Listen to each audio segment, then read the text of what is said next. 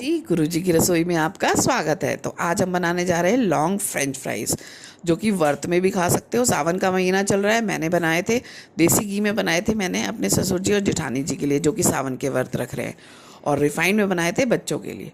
तो आप इसको बनाना, बहुत ही टेस्टी बनते हैं और बहुत क्रिस्पी बनते हैं। मैं आपको इसकी वॉइस सुनाती हूँ, आप देखना, इसकी वॉइस सुनना। आप देख सकते हो कितने क्रश बने, बहुत ही टेस्टी बने हैं। और आप इसको, ये देखो कितने यम्मी बने हैं ना। तो आप इसको ज़रूर ट्राई करना। अगर आपको रेसिपी अच्छी लगे तो लाइक शेयर करना। बहुत ही टेस्टी बनते हैं। उसके लिए हमने लिए आलू, जो हमने रफली काट लिए थे, और 3 से 4 बार इसको अच्छे से धो लेना है ताकि इसका स्टार्च सारा निकल जाए। उसके बाद हम गर्म पानी लेंगे और खुले बर्तन में इसको बॉईल करेंगे। तो आपको ध्यान रखना कि पानी उबलता हुआ होना चाहिए, उसमें आप इस आलूओं को डाल देना। डालने के बाद आपने इसमें कोई नमक, हल्दी, रिफाइंड कुछ नहीं डालना, क्योंकि ये व्रत के लिए भी बन रहे हैं ना, तो आपको इसमें कुछ भी नहीं डालना। तो हम इसको अच्छे से धोने के बाद, रफली कट करने के बाद हम इसको इसमें डाल लेंगे। डालने के बाद हम इसको बॉईल करेंगे। तो चलिए हम इसको पानी में डालते हैं, गर्म पानी में, और हम इसको बॉईल करने तक वेट करते हैं। तो हमने डाल लिए, ये देखो पानी बॉईल हो गया ना अच्छे से। अब हम इसके अंदर डाल देंगे। हमें कोई नमक वगैरह कुछ नहीं डालना। अगर आप इसे व्रत में नहीं खा रहे, वैसे बना के खा रहे हो, तो आप इसमें पेरी पेरी मसाला डाल के खा सकते हो और बहुत ही टेस्टी लगेगा।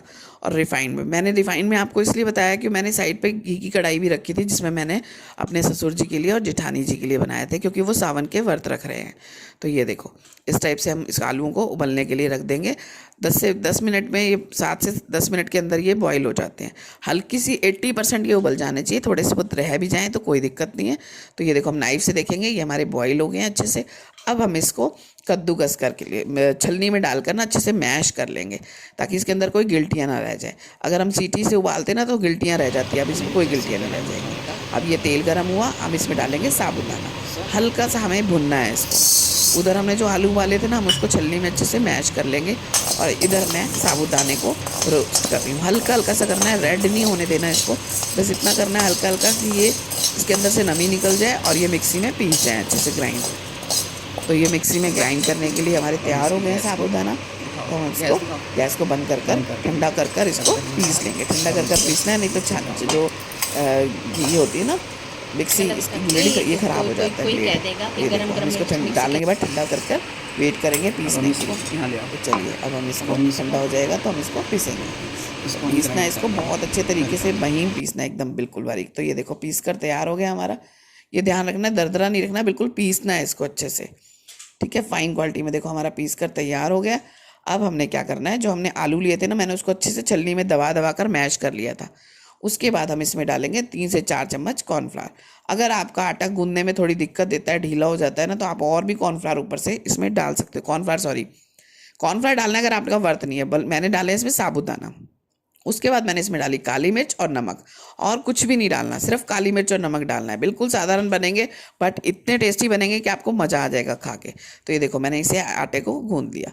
उसके बाद जो आजकल वो पॉलीथीन्स मिलती हैं ना, जो एयर टाइट होती हैं, जो बंद हो जाती हैं बिल्कुल, वो वाली तो मेरे पास अवेलेबल नहीं थी, वो सिंपल पॉलीथीन थी मेरे पास, तो मैंने वही ले ली। तो अब इस पॉलीथीन में हम इसको डालकर अच्छे से बेल लेंगे। फ्रेंच फ्राइज़ की शेप बनानी है ना हमें, तो कर लेंगे। देखो, मैंने इसमें कॉर्नफ्लावर नहीं डाला है। अगर आप व्रत नहीं रख रहे हो तो कॉर्नफ्लावर डाल सकते हो, अदरवाइज साबुदाना का आटा जो डालोगे तो और टेस्टी बनेगा। अभी मैंने साबुदाने का आटा ही डाला था।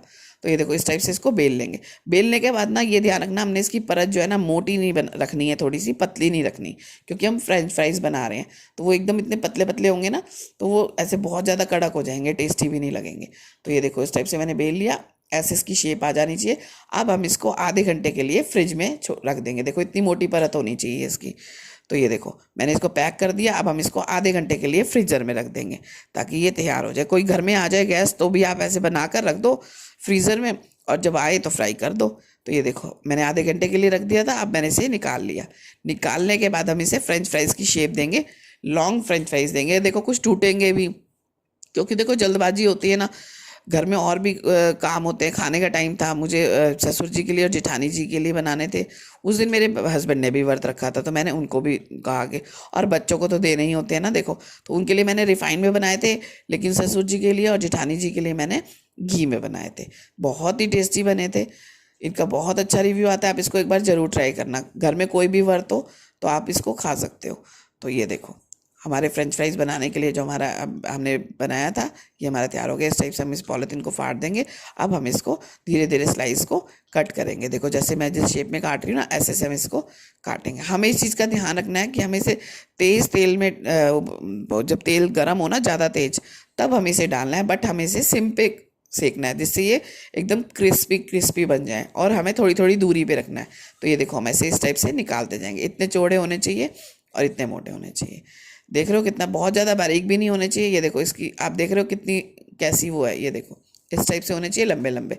आराम आराम से इसको निकालते जाना। अगर आपको लंबे नहीं चाहिए तो ऐसे बड़े बड़े लंबे लंबे लोगे ना, दो दो पीस बच्चे के हाथ में पकड़ाए और अपना इजीली खाएंगे, टेस्टी भी लगेंगे। तो ये देखो मैंने इस टाइप से लंबे लंबे काटे। कुछ मेरे भी टूट गए थे जल्दबाजी के चक्कर में, लेकिन बहुत ही टेस्टी बने थे। आप इसके उस पर मत जाना। ये देखो इतने मोटे होने चाहिए। बस आपको ये ध्यान रखना है तेल तेज़ गर्म हो तब डालना है, लेकिन उसके बाद आप इसको धीमी आंच पे बनाओगे और इसको छेड़ना नहीं है पहले इसको कुछ मिनट के लिए। ये मैंने अलग रखे थे, ये मैंने घी में बनाने के लिए अलग रखे थे। तो ये देखो तेल मेरा गर्म हो गया, होने वाला है तेज एकदम। उसमें हम इसको धीरे धीरे डालेंगे। थोड़े थोड़े गैप में डालना, ये चिपकने नहीं चाहिए क्योंकि इसमें साबूदाने का आटा है ना, तो बहुत जल्दी चिपकेगा। तो थोड़ी थोड़ी दूरी पे डालना। आप इस चीज़ का ध्यान रखना कि थोड़ी थोड़ी दूरी पे होना चाहिए, पास पास नहीं होना चाहिए, नहीं तो फिर आप उसको अलग ही करते रह जाओगे।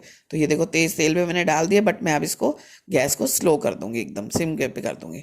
तो ये देखो मेरा चिपक गया ना जाके। तो आपको ये ध्यान रखना है थोड़ी थोड़ी दूरी पे डालने हैं इस टाइप से। और इसको अभी छेड़ना नहीं है, पहले इसको होने देना गर्म, उसके बाद इसको धीरे धीरे हिलाना, नहीं तो ये टूट जाएंगे। इस चीज़ का ध्यान रखना। धीमी आंच पे बनाना है तो जलने का भी डर नहीं है क्योंकि जलेंगे या कुछ है। इसको हल्का हल्का कढ़ाई अगर आपको हिलानी है तो हिला देना, जिससे ये इधर उधर हो जाए थोड़े। मुझे थोड़ी सी टाइम की दिक्कत थी तो फटाफट मुझे बनाने थे, क्योंकि साइड पे मेरा वर्क का भी बन रहा था और बच्चों का भी टाइम हो गया था। नेक्स्ट डे स्कूल जाना होता है ना, तो जल्दी बनाना होता है उनके लिए भी खाना, तो उनका भी काम था। तो इसलिए थोड़ी सी मेरी स्पीड ऐसे हो गई थी। लेकिन आप आराम से बनाना तसल्ली से। घी में बनाओगे तो घी में आप इसको बनाना साइड पे। और ये मैंने बनाए थे रिफाइंड में बच्चों के लिए। तो ये देखो धीमी आंच पे बनाए मैंने, कितने क्रिस्पी बने ना, वाकई में बहुत ही टेस्टी बने थे।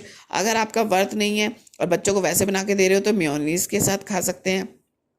ऊपर से इस पर पेरी पेरी मसाला डाल लेना, इतने टेस्टी बनेंगे, खाने में मज़ा ही आ जाएगा। अगर आपको मेरी रेसिपीज़ अच्छी लगती है ना तो प्लीज़ लाइक शेयर कमेंट करना। और मैंने इसकी वॉइस भी आपको सुना दी थी। ये इतने यम्मी और इतने क्रिस्पी बनेंगे ना कि आपको खाकर मज़ा आ जाएगा। मैंने आपको इसकी वॉइस पहले भी सुना दी थी, अब भी इसकी वॉइस मैं आपको सुना रही हूँ, तो आप देख सकते हो।